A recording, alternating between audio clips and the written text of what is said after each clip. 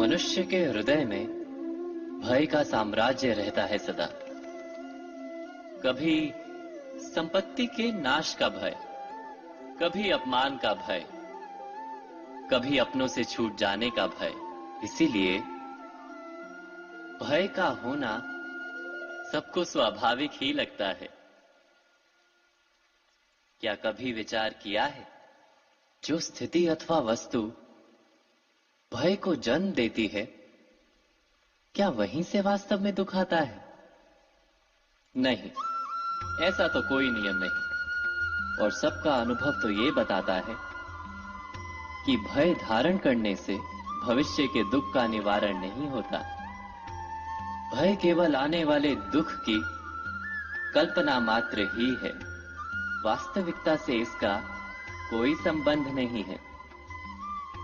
तो क्या ये जानते हुए भी कि भय कुछ और नहीं, केवल कल्पना मात्र ही है, इससे मुक्त होकर निर्भय बन पाना क्या बहुत कठिन है? अवश्य विचार कीजिएगा। जगत में प्रत्येक व्यक्ति को किसी ना किसी प्रकार की निर्बलता अवश्य होती है। जैसे कोई बहुत तेजी से दौड़ नहीं पाता तो कोई अधिक भार नहीं उठा पाता, कोई असाध्य रोग से पीड़ित रहता है तो कोई पढ़े हुए पाठों को स्मरण में नहीं रख पाता। ऐसे अनेकों उदाहरण और भी हैं। क्या आप किसी ऐसे व्यक्ति को जानते हैं जिसे सब कुछ प्राप्त हो और हम जीवन की उस एक निर्बलता को जीवन का केंद्र मानकर जीते हैं? इस कारणवश हृदय में दुख और असंतोष रहता है सदा। निर्बलता मनुष्य को जन्म से अथवा संजोग से प्राप्त होती है, किंतु उस निर्बलता को मनुष्य का मन अपनी मर्यादा बना लेता है। किंतु कुछ व्यक्ति ऐसे भी होते हैं जो अपने पुरुषार्थ और श्रम से उस निर्बलता को पराजित कर देते हैं। क्या भेद है उनमें और अन्य लोगों में? क्या आपने कभी विचार किया है? सरल सा उत्तर है इसका। जो व्यक्ति निर्बलता से पराजित नहीं होता, जो पुरुषार्थ करने का साहस रखता है हृदय में, वो निर्बलता को पार कर जाता है। अर्थात निर्बलता अवश्य ईश्वर देता है, किंतु मर्यादा मनुष्य का मन ही निर्मित करता है। स्वयं विचार कीजिए। मनुष्य के सारे संबंधों का आधार है अपेक्षा। पति कैसा हो जो मेरा जीवन सुख और सुविधा से भर दे? पत्नी कैसी हो जो सदैव मेरे प्रति समर्पित रहे? संतान कैसी हो जो मेरी सेवा करे, मेरा आदेश माने?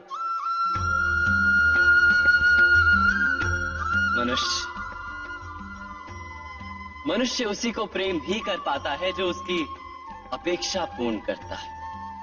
और अपेक्षा की तो नियति है भंग होना। कैसे?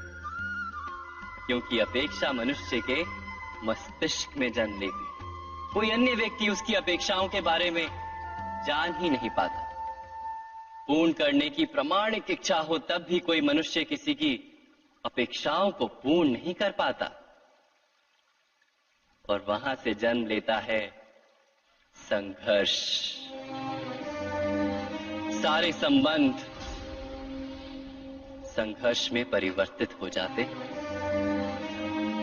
पर मनुष्य अपेक्षा को संबंध का आधार ना बनाए और स्वीकार करे केवल संबंध का आधार, तो क्या ये जीवन स्वयमेव सुख और शांति से नहीं भर जाएगा? स्वयं विचार कीजिएगा। जीवन का हर क्षण निर्णय का क्षण होता है।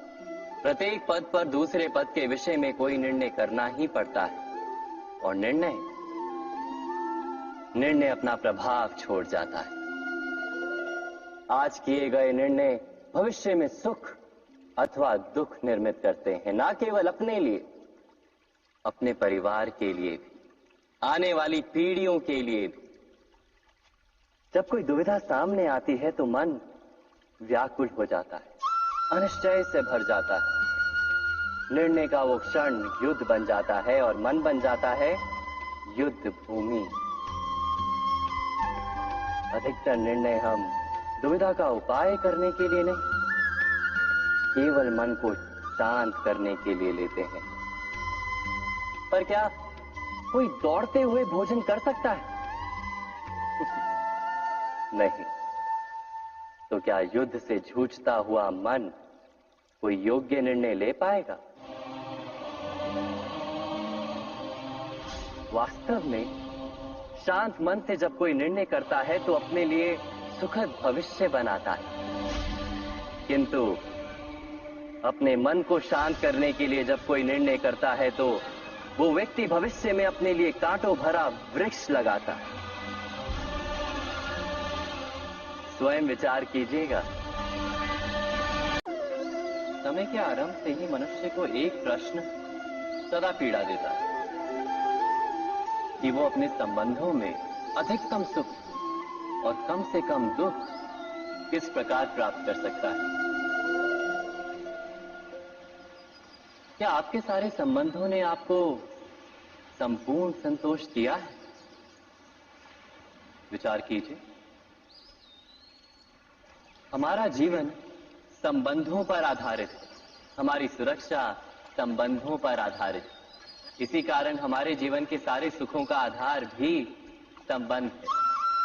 किंतु फिर भी हमें संबंधों में ही अधिकतर दुख क्यों प्राप्त होते हैं? सदा ही संघर्ष भी संबंधों से ही उत्पन्न क्यों हो जाते हैं? कभी विचार किया है? जब कोई व्यक्ति किसी अन्य व्यक्ति के विचार अथवा कार्य को स्वीकार नहीं करता, उसमें परिवर्तन करने का प्रयत्न करता है, तो संघर्ष जन्म लेता है। अर्थात जितना अधिक अस्वीकार उतना ही अधिक संघर्ष, और जितना अधिक स्वीकार उतना ही अधिक सुख। क्या ये वास्तविकता नहीं? यदि मनुष्य स्वयं अपनी अपेक्षाओं पर अंकुश रखे, अपने विचारों को परखे, किसी अन्य व्यक्ति में परिवर्तन करने का प्रयत्न ना कर स्वयं अपने भीतर परिवर्तन करने का प्रयास करे, तो क्या संबंधों में संतोष प्राप्त करना इतना कठिन? अर्थात क्या स्वीकार ही संबंध का वास्तविक अर्थ नहीं? स्वयं विचार कीजिए।